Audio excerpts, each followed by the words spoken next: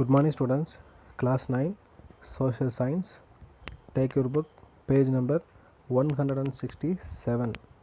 Today I teach lesson geography unit 2 lithosphere 2 exogenetic processes. நிலக்கோளம் 2 புவிப்புற செயல்பாடுகள். Learning objectives: to comprehend the various external processes of the earth, to study the different types of weathering and the resultant features, to learn how the weathered materials are transported by movement, to study about the erosional and depositional landform features associated with rivers, underground water, glaciers, winds and waves.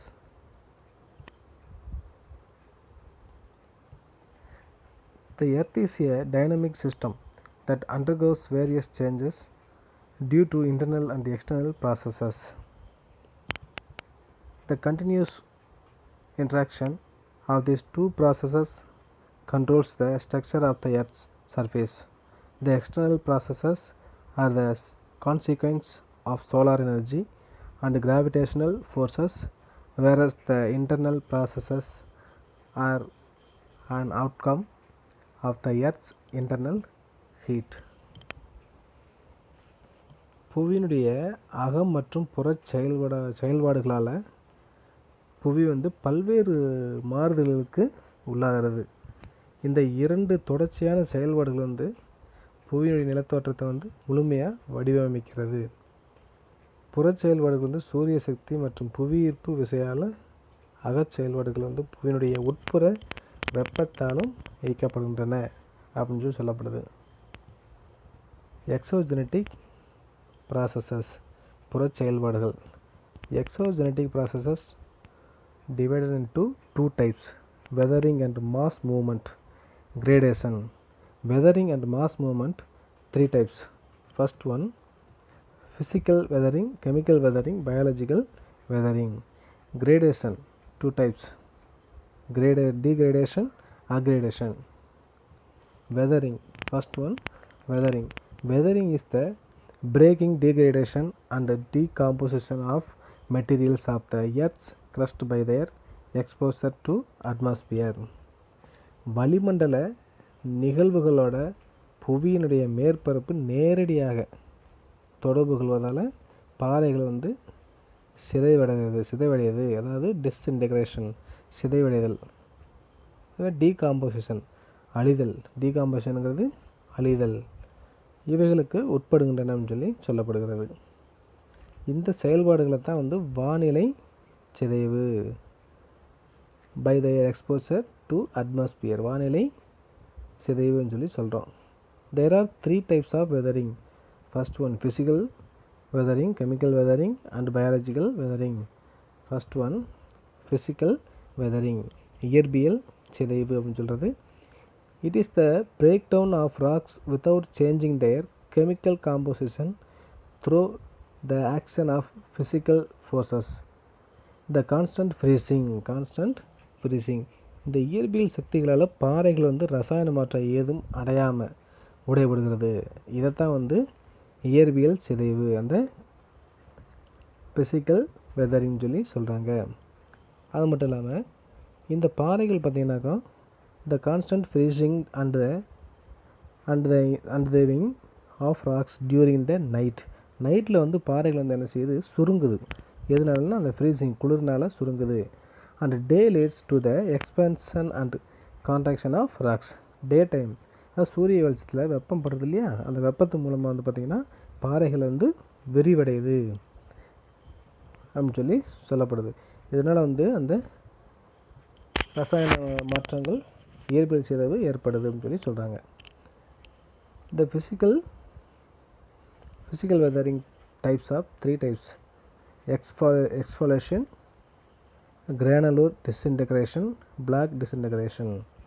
First one exfoliation, பாறை உரிதல் அப்படிங்கிறது.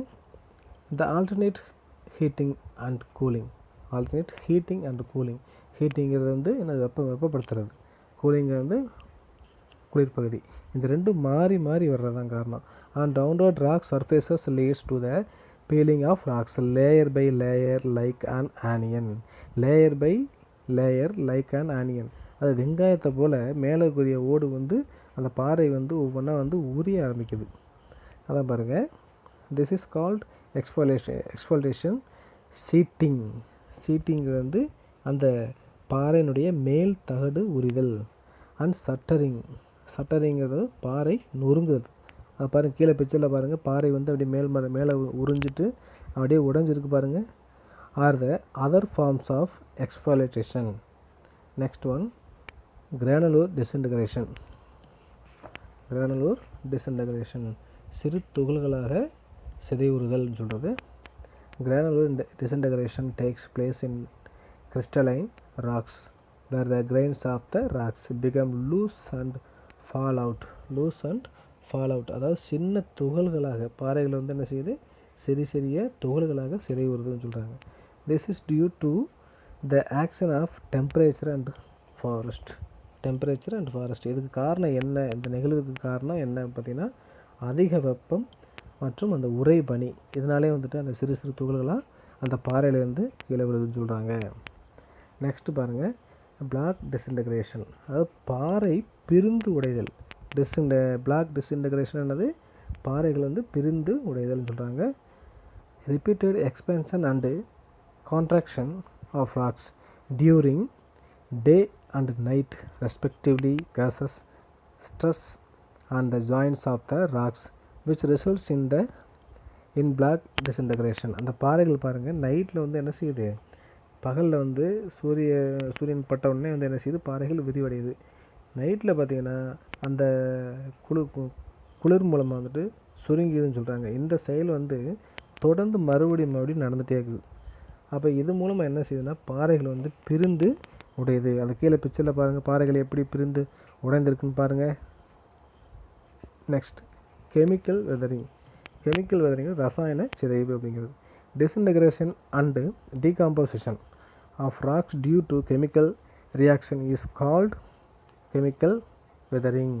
இந்த பாறைகளுடைய ரசாயன மாற்றங்கள் ஏற்படுவதால் அது வந்து உடைந்து சிதறுகின்றன. இந்த சிதைவுறுதலை தான் வந்து ரசாயன சிதைவுன்னு சொல்லி சொல்லப்படுது. பாறைகள் பாருங்கள், அந்த ரசாயன சிதைவு கெமிக்கல் வெதரிங், அந்த பாறை வந்து எப்படி வந்து சிதைந்து உடைஞ்சிருக்குன்னு பாருங்கள். கெமிக்கல் வெதரிங் பார்த்தீங்கன்னா 3 types to 4 types. Oxidation, carbonation, solution, hydration. 4 types. First one, oxidation. Oxygen in the atmosphere reacts with the iron found in rocks, thus leads to the formation of iron oxide.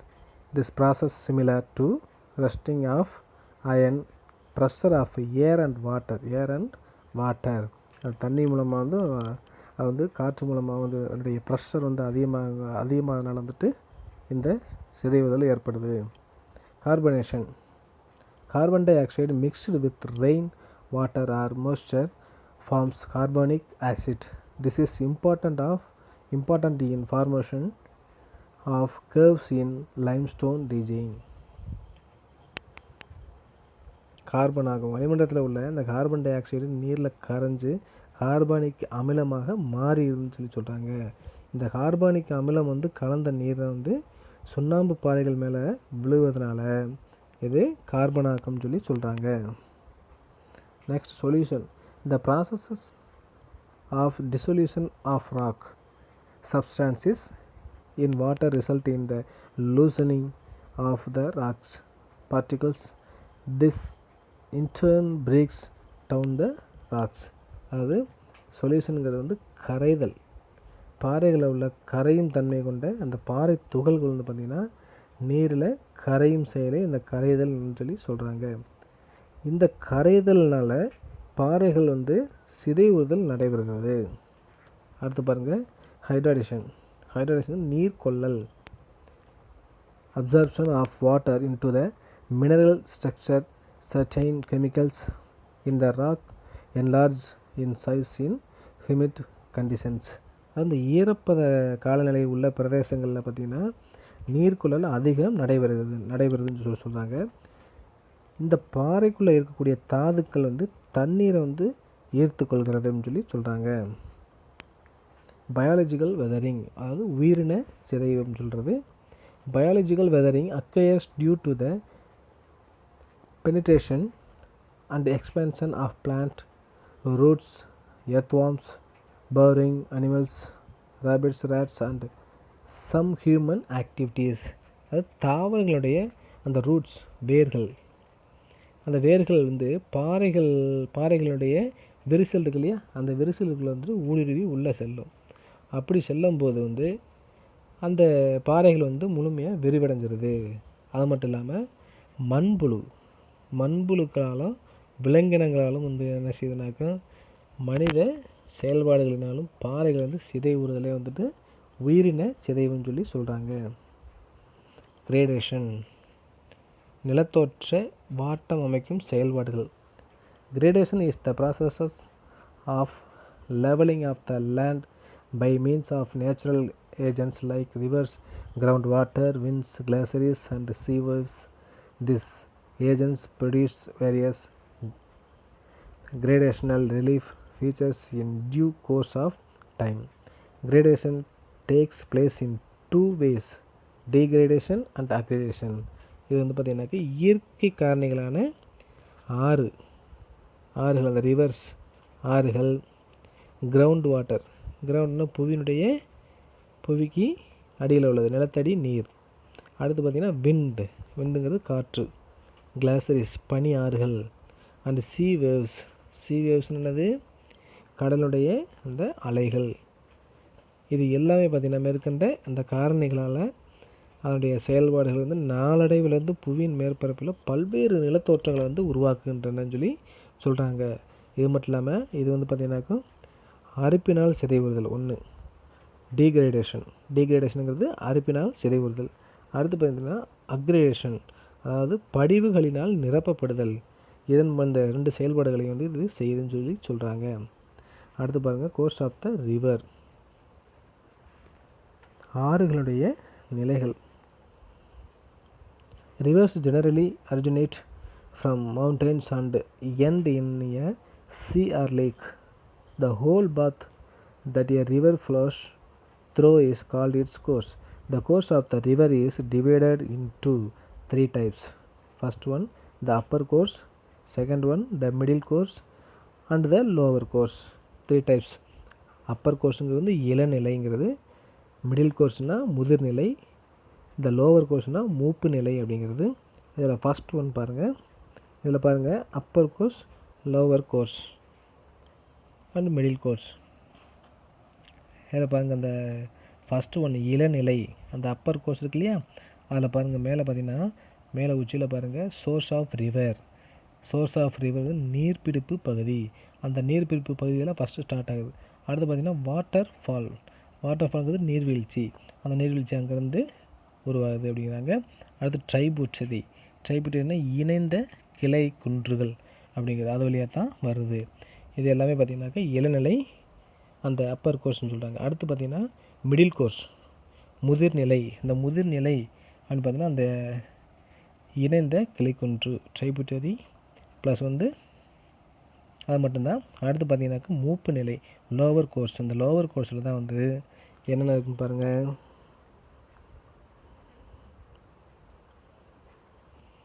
இந்த lower கோர்ஸில் பாருங்கள் Expo லேக்ங்கிறது குருட்டு ஆறு. அடுத்து meander ஆற்று வளைவுகள். அடுத்து பார்த்திங்கனாக்கா ஃப்ளட் பிளைன் வெள்ள சமவெளி அப்படிங்கிறது. அடுத்து டெல்டா. அடுத்து வந்து எஸ்டரி பொங்கு முகம் அப்படிங்கிறது. கீழே பார்த்திங்கன்னா ரிவர் மவுத் சி, அதாவது ஆற்றினுடைய முகத்துவாரம் அப்படின்னு சொல்கிறது. நெக்ஸ்ட் ஒன்று பாருங்கள், இந்த அப்பர் கோர்ஸுங்கிறது இளநிலை அப்படிங்கிறது. The erosion is the most dominant action of river in the upper course. In this course, a river usually tumbles down the steep mountain slabs. The steep gradation increases the velocity and the river channel performs erosion with great force to widen and deepen its valley. அந்த ஆற்றினுடைய இளநிலையில் அரித்தல், இளநிலை வந்துன்னா ஆரம்பத்தில் வந்து மேலேருந்து வரும்போது அந்த அரித்தல் நிலை ஏற்படுது இல்லையா, அதைத்தான் சொல்கிறாங்க. அந்த அரித்தலே முதன்மையான செயலாக உள்ளது அப்படின்னு சொல்லி சொல்கிறாங்க. இந்த நிலையில் பார்த்திங்கன்னா ஆறுகள் வந்து செங்குத்தான அந்த மலைச்சரிவுகளில் உருண்டு ஓடி தானே கீழே சரிவுகளில் வரும், அதைத்தான் சொல்கிறாங்க. இந்த சரிவுகளில் ஆற்றின் வேகம் அதிகமாக இருக்கிறதுனால வந்து என்ன செய்யுதுனாக்க கீழ் நோக்கி வருது.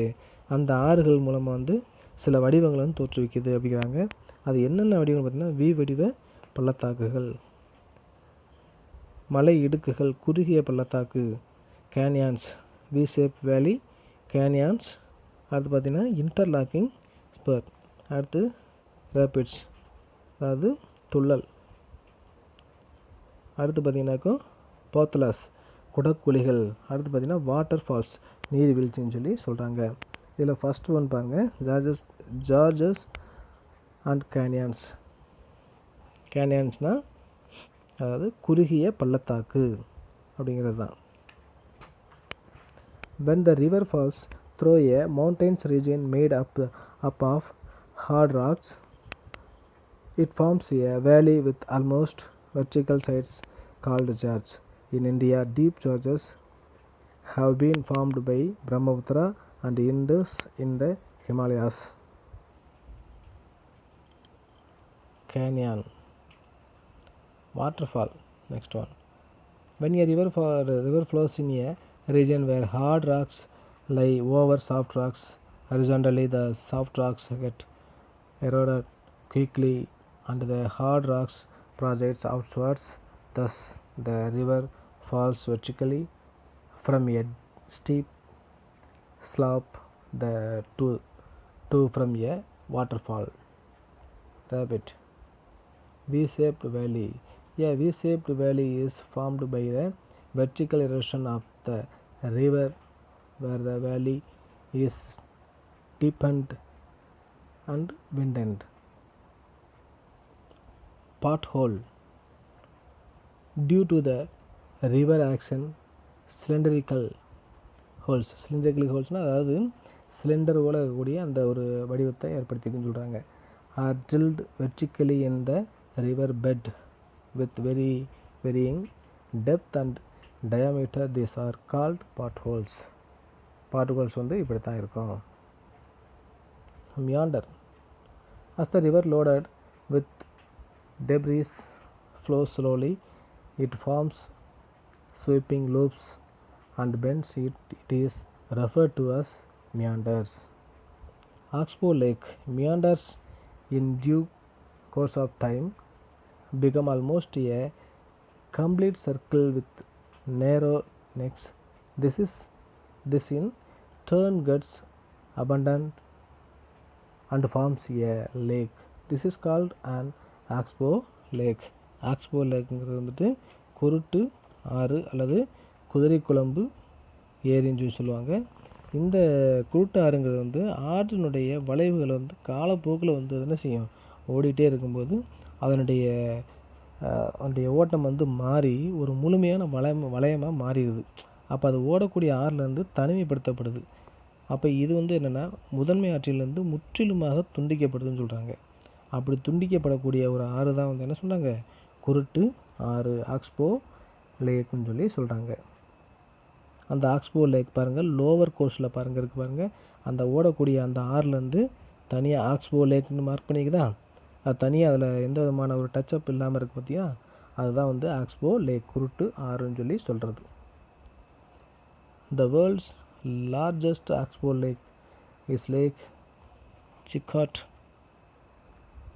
organization of USA. Lake Kanwar in Bihar is Asia's largest freshwater oxbow lake. இந்த ஆக்ஸ்போ லேக் வந்துட்டு பார்த்தீங்கன்னாக்கும் யூஎஸ்ஏல இருக்குது அப்படின்னு சொன்னாங்க. சிக்காட், ஆர்கான்சஸ் அந்த பகுதியில் வந்து இருக்கக்கூடியதான் உலகிலேயே மிகப்பெரிய ஆக்ஸ்போ லேக்னு சொல்கிறாங்க. Thank you students.